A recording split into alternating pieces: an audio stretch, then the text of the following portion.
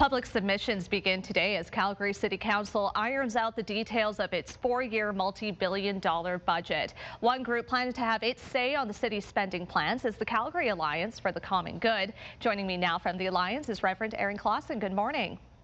Good morning. What have been the standouts in the proposed budget for you? I think what's been standing out for us at the Alliance is what's not there, particularly in terms of the climate strategy implementation. We're looking for more specifics on the 5A network, which is always available for all ages and all abilities.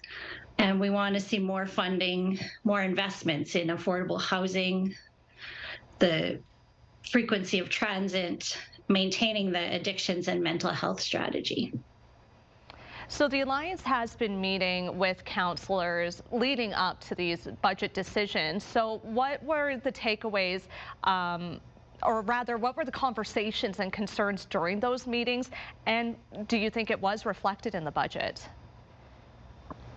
So we were granted meetings with 7 councillors, and I would say what comes out of those meetings is that there's more work to do. We've been petitioning City Council for increased funding for transit, more accessibility, more frequency, as well as Indigenous liaison officers with the Calgary Police Service.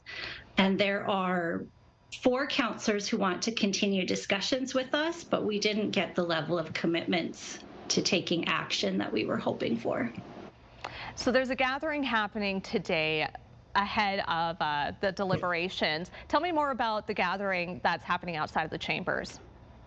Yes, so we'll be gathering outside the chambers at noon. Any folks that want to meet, join, are concerned about the budget, are wanting to see more in the budget. We're entering the council at 1 p.m. where we're going to be showing that not only are we paying attention, but we want more for our city, more that supports the common good, particularly most vulnerable people among us.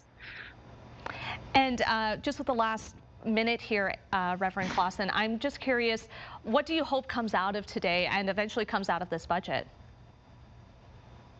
What we would like to see is increased frequency and accessibility of transit, for the mental health strategy to be funded beyond 2023, for there to be budget for mandatory training for public-facing bylaw officers, particularly around trauma-informed and culturally appropriate care, so that we can protect the dignity of our unhoused population and folks with mental health issues.